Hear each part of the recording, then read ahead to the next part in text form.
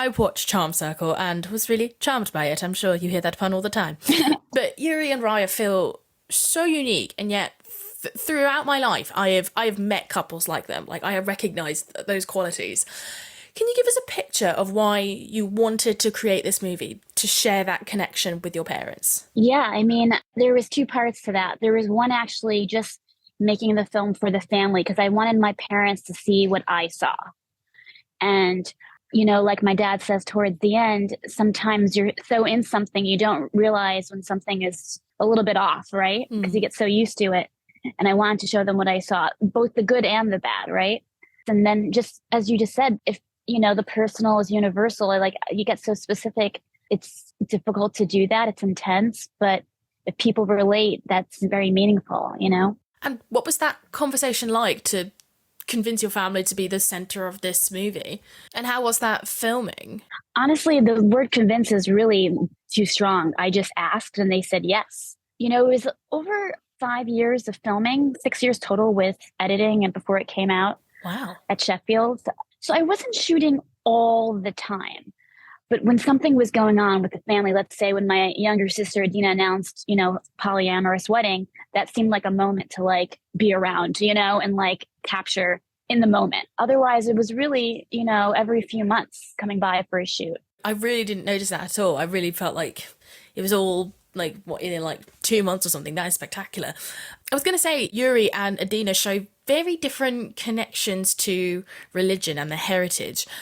Was it intentional to have that underlying theme throughout, or was it just one of the aspects of life that you discovered along the way? I think when it comes to Judaism specifically, I know that I relate to the idea that it's less a religion and more a community and more a culture and outlook on life. And even my dad, and obviously he had his own objections to things. It's not about religion. It's about traditional observance, I would say, than religious observance. Whereas I think, not speaking specifically for my sister, but how I feel and being not someone who's observant in the same way that I used to be, is that it's about embracing the elements that work and letting go of the things that maybe aren't, are more antiquated and don't really fit into life today. Yeah, absolutely. Another part I noticed that the thing about this movie is like it touches on so many aspects of life that people can connect to, and it's beautiful. And one of the things that I spotted was like talking about mental health and going to therapy and things like that.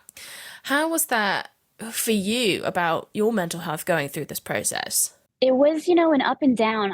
Part of the process, I think, of making this film and why it took a time, because I needed time to process everything that was going on. There were moments that were really tough and I was like, I need to take a step back. I can't be shooting and editing this all the time. That's healthy personally, and that's healthy also for the work.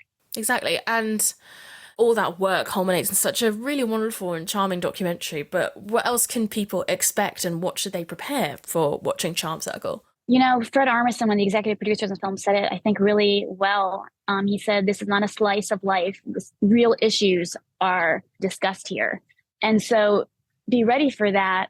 I think also be ready to maybe like really be charmed, like you said, and find the humor in, these absurd kind of moments. But this is how you get through them. And I think that's the charm of the film, is that everyone's spirit is just so strong.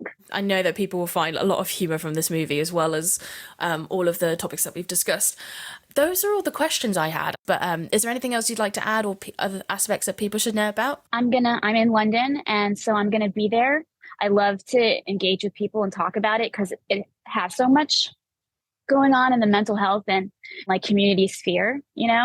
So far this is the UK theatrical premiere, and been on the festival circuit with it for quite some time, and it's been just lovely just connecting with people on this film. That's why I really like to come. I think it's really great for a film like this to show up. Most people that are intuitive and paying attention get the sense of my relationship with everybody, but they don't really get to see me. Yeah.